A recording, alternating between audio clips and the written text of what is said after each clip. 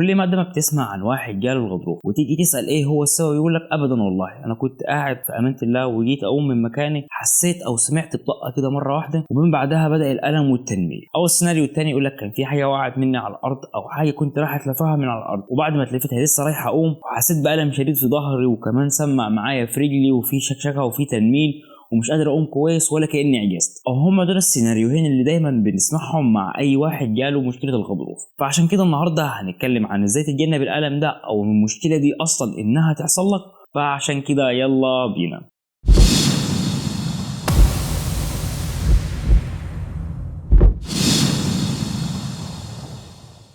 السلام عليكم ورحمة الله وبركاته، ازيكم عاملين ايه؟ يا رب تكونوا بخير وفي احسن حال ورمضان كريم عليكم. الوقاية طبعا خير من العلاج، بس الوقاية من غير معرفة او من غير معلومة كأنك انت بتبني حيطة عشان تمنع الهواء وانت مش عارف اتجاه الريح. فعشان كده لازم نعرف العمود الفقري بيتكون ازاي او متركب ازاي على بعضه. العمود الفقري عندنا عبارة عن فقرات مرصوصة فوق بعضها زي ما انت شايف، ما بين كل فقرة والتانية او بين كل عظمة والتانية في حاجة اسمها ديسك. الديسك ده او الغضروف اللي هو الاسم الشائع بتاعه بيتكون منين؟ عبارة عن مادة شبه الجلي، وحوالين المادة اللي شبه الجلي ده في غلاف قوي جدا جدا جدا بيحميها من جوه زي ما انت شايف كده بالظبط. وجنب الديسك ده بتعدي الاعصاب اللي خارجه من السباينال كورد او الحبل الشوكي. وطول ما انت بتتحرك او انت قاعد او انت نايم او بتعمل اي حركه في حياتك بتلاقي ان العمود الفقري الفقرات دي عايزه تنضغط على بعض، بس اللي بيمنع الانضغاط بتاعها هو الديسك وكمان العضلات اللي هي ماسكه الفقرات دي في مكانها الطبيعي. وكمان فايده الديسك ده اللي ما بين الفقرات انه بيمتص اي صدمه بتحصل، اي حركه بيكون عباره عن صدمه فهو بيمتص القوه دي او بيمتص الصدمه دي عشان يحافظ على العمود الفقري بشكل سليم ويمنع العظم انه يقرب على بعضه عشان ما تحصلش بعد كده مشاكل تاني. في مشكله الديسك اللي بيحصل ايه بقى؟ هتلاقي ان الغلاف القوي اللي حوالين الجلي ده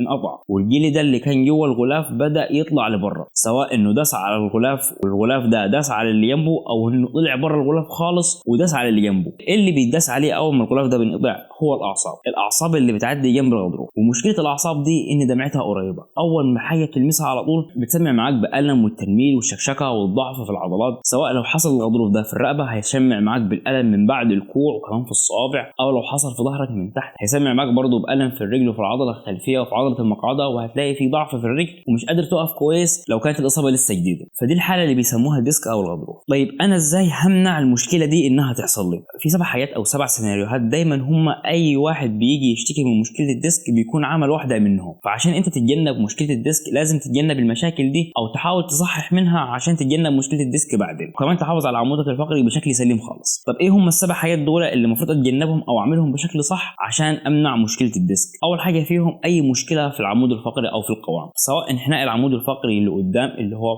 بيكون تاني ظهره لقدام كده في حاله اسمها الحدب او الكيفوزس، او ان الظهر متني بالجنب في حاله اسمها سكليوزس. في الحالتين دول العمود الفقري مش مرصوص او مش موضوع في شكله الطبيعي. في اي حركه زياده او اي حركه مفاجئه بتحصل معاك بتلاقي ان اول حاجه بتتاثر على طول الديسك لانه مضغوط من ناحيه اكتر من الناحيه الثانيه. فاول حاجه هتحصل معاك الديسك وهتسمع معاك بالضعف والتنميل والشكشكه وهلم جره اللي هي متعلقه بالديسك. فان اول حاجه لازم تعملها تتاكد ان القوام بتاعك ما فيهوش اي مشكله، ولو في مشكله لازم تصحح المشكله دي عشان تمنع مقدما اي مشكله ممكن تحصل في الغضروف. ثاني مشكله ودي من اشهر الحاجات اللي ممكن تسبب ديسك انك بتشيل حاجه غلط من على الارض. المشكله مش في حجم او في وزن الحاجه اللي انت راح تتلفها من على الارض، المشكله في الطريقه اللي انت تتلفى بيها الحاجه من على الارض. يعني زي ما انت شايف كده انت وبتشيل حاجه من على الارض ما تنزلش كده مره واحده، ده هيخلي فيه حمل كبير جدا على فقرات الظهر ومره في مره يحصل لك الديسك. انما انت لما تيجي تنزل وتتلفى حاجه من على الارض ايا يكن هو وزنها كانك هتنزل كانك بتلعب سكواد زي ما انت شايف كده برضه، كانك بتلعب سكواد عشان بتخفف الحمل على الظهر واللي بيبقى عليه الحمل هو الفخذ والرجل. وكده انت بتشيل اي حاجه من الارض بشكل امن وبشكل طبيعي وتشيل اي حاجه باي وزن.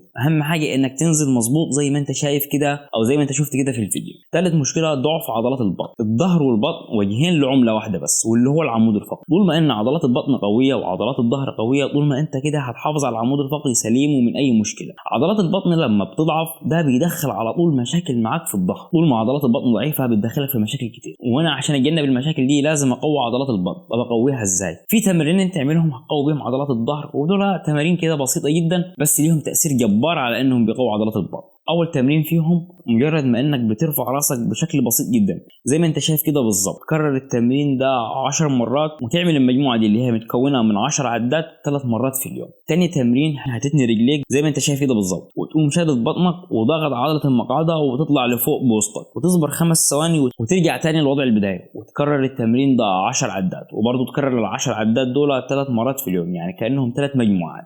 رابع مشكله وبرضه بتكون من المشاكل المساعده جدا في ان يحصل لك ديسك، واللي هو وزنك مش طبيعي. الكرش لما بيكون موجود ده معناها ان عضلات البطن ضعيفه، وده اللي اتكلمنا عليها من شويه. ده غير برضه ان الكرش بيحط حمل اكتر على العمود الفقري، وانك تنزل كرشك لوحده ده ما بيحصلش. لازم عما بتيجي بتخس كلك على بعضك، كرشك وجنابك وفخادك وكل جزء في جسمك لازم يخس معاك. وانك تخس امر بسيط جدا جدا، هو متطلب حاجتين: انك تظبط وجباتك وتظبط على حسب سعراتك، او على الاقل مش حسب سعراتك، انك تقلل من كميه اكلك. وتاني حاجه انك تمارس رياضه، واللي هي المشي، مفيش اسهل منها. الاثنين دول لما بيتظبطوا مع بعض بتلاقي نفسك خسيت بطريقه سريعه شويتين. وعشان تعرف اكتر عن ازاي تظبط الدايت بتاعك وازاي تخس، هتلاقي هنا فيديوهات في القناه فيها كل حاجه وفيها كل حاجه بالتفصيل. هسيب لكم لينك فيديو هنا فوق هتعرف كل حاجه عن الدايت، وبرضه هسيب لكم باقي الفيديوهات في الديسكريبشن تحت. رقم 5 وده ممكن تكون غريبة شوية، واللي هو لازم تغير وضعيتك باستمرار. القعدة ذات نفسها بيكون عليها تحميل 4 أضعاف على الظهر أكتر من النومة وأكتر من إنك تمشي، فده مشكلة في حد ذاتها لو أنت قاعد غلط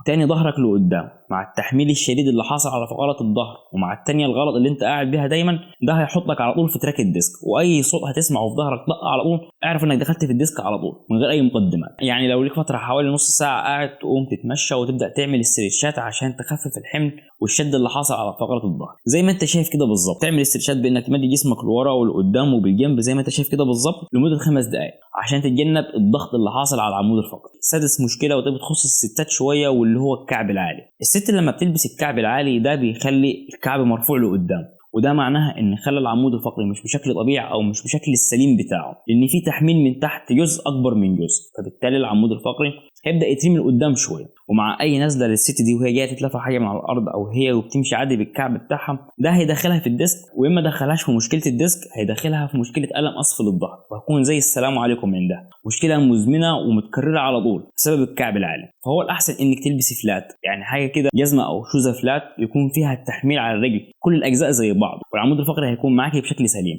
عشان ما فيش تحميل زايد في حته عن حته ثانيه، وبكده هتحافظي على العمود الفقري وهتمنعي ان يحصل لك مشكله الم اسفل الظهر او مشكله الديسك.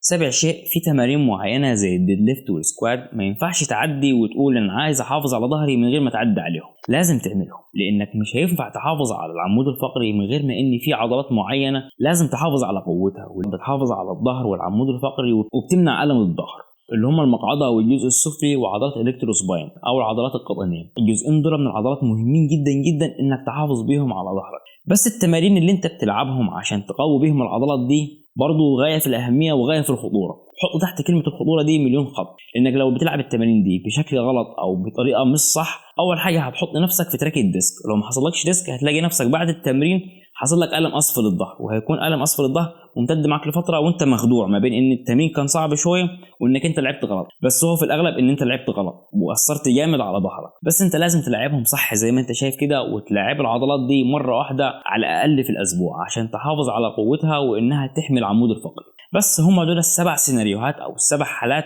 اللي دايما اي واحد بيجي بعديهم بمشكله الديسك، فلما تظبطهم او تمنع المشاكل الناتجه منهم على طول هتحافظ على العمود الفقري وتمنع مشكله الديسك انها تحصل لك، او على الاقل تمنع مشكله الم اسفل الظهر. بس كده ده فيديو النهارده. ما تنساش بقى اللايك كلمتين بتاعك، وتنزل تحت تعمل اشتراك في القناه لو اول مره تشوفني، تنزل تحت في الكومنتات تكتب انت عايز تشوف ايه على القناه الفتره الجايه. اشوفكم فيديو جديد، سلام.